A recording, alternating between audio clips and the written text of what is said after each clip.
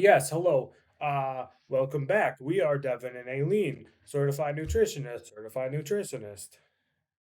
Yep. and we're going to talk about not nutrition. No, we are changing things up today a little bit. We're talking all about exercise, which is my second favorite thing to talk about. Here's the thing with exercise. I think, or I know, a lot of people put exercise into this box where they feel and they associate exercise with just this is going to suck, this is not going to be fun, this is, the worst thing in the world, whatever the case is because it makes you uncomfortable. Now, here's the thing. Exercise can be whatever you want it to be as long as You it's get your heart rate up. yes. As long as you get your heart rate up. Now, that being said, though, we also have to talk like, depending on your goals too. You might think, coming from, nutritionists, we would tell you that nutrition's more important than exercise. That's not true. That's not true at all. I don't think one's more important than the other. No, you don't think so? No, they're both very important. You could eat as the healthiest diet in the world, but if you don't exercise, then your heart's gonna suck. Your cardiovascular uh, endurance, your VO2 capabilities, your VO2 max, all that will be garbage. You can't train that through just eating well. Yeah, no, I would agree with that. I And think, on the inverse, if you exercise 3 hours a day, every day of the week, but you eat garbage, you're still going to clog your arteries and have a heart attack eventually one day. yeah, yeah, for sure. I think the biggest thing you know, with what the industry will tell you is, oh, it's 80%. This was a big one, 80% nutrition, 20% exercise, or whatever the case is. They would always like have this split, but it's not true at all. If you have a health goal that you're wanting to accomplish, I promise you, you're going to have to figure out both your exercise and your nutrition. Granted, for anybody, I'm sure it's different. Like you could say, it maybe it'll work the best for you if you focus, 70% on exercise and 30% on your nutrition. But Hmm. they're both still equally as important. It's just how much effort you're going to put towards one or the other, right? Right. But you still got to do both. You can't do one or the other. Yeah, I would agree. And I think the biggest thing is a lot of people say, well, I don't have time, or whatever excuse people have. I don't have time. I have bad knees. I don't know what to do. I don't want to injure myself, Or I every don't like excuse in the book. exercise. Or I just don't like exercise. Now, I think that's crap. And here's why I think that's crap, because there is something for everybody. Listen, we have cycling, walking, hiking, lifting, Every sport. every single sport you can think of. Like, there's so many things. Pilates, all of it. There's so many things, and I promise you there is something for you. Now, here's the thing too. People are afraid at being good, or people are afraid at starting something new. They're afraid at starting from ground zero. Listen, you have to start somewhere. You have to start somewhere.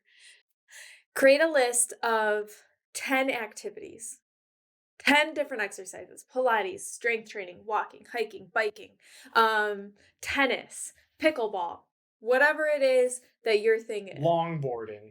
Yeah. Just bicep curls. Yes, We fit. we fit. Yeah, there's so many things that you just make this list of everything that kind of interests you. Pick one and start to work on it. Like, go start to do it. Get your heart rate up. Just do it. You know, find something that you enjoy and then go from there.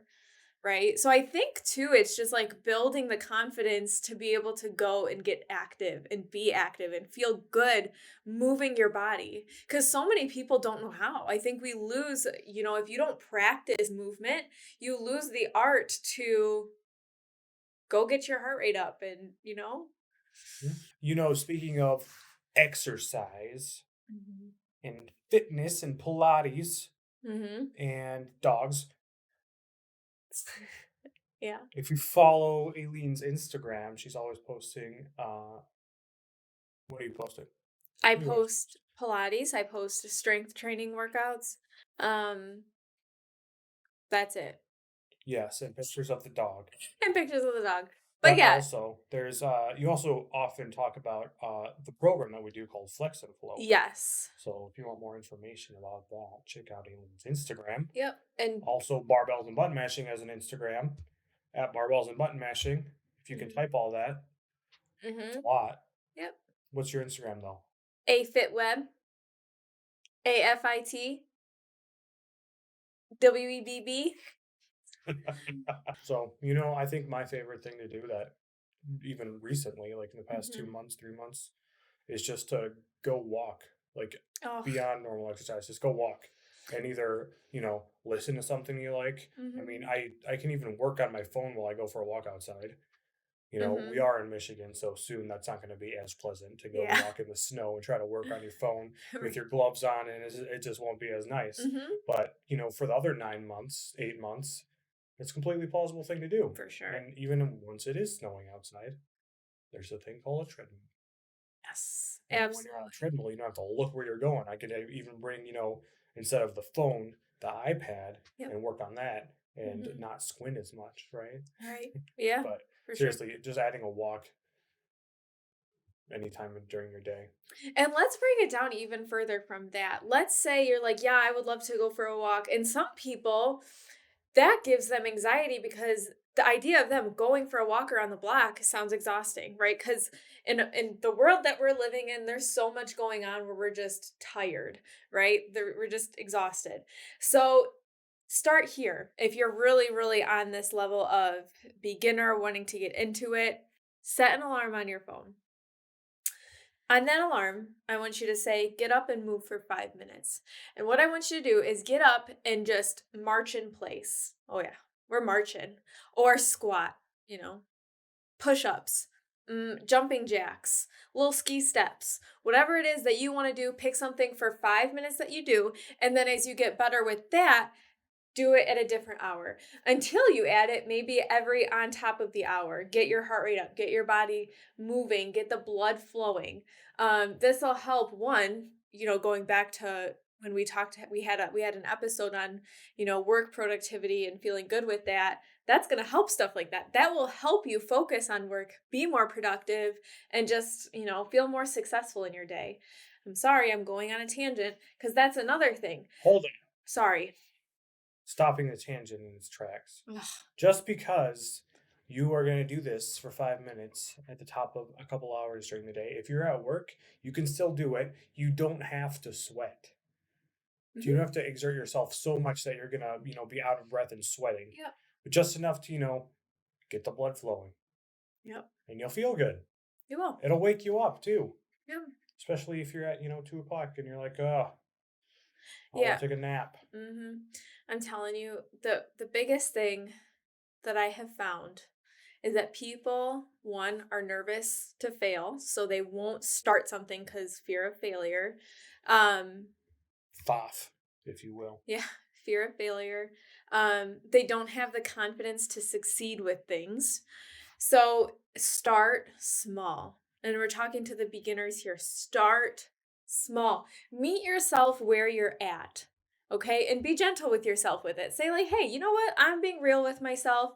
I haven't worked out in years since I've had kids, right? Whatever your story is, meet yourself where you're at and start moving. I'm gonna say something quite profound that Love these the moments. ancestors have taught me.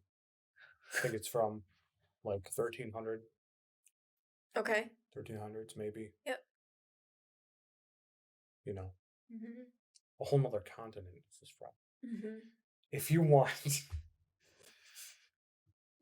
if you want real change, Hmm. you have to take real action.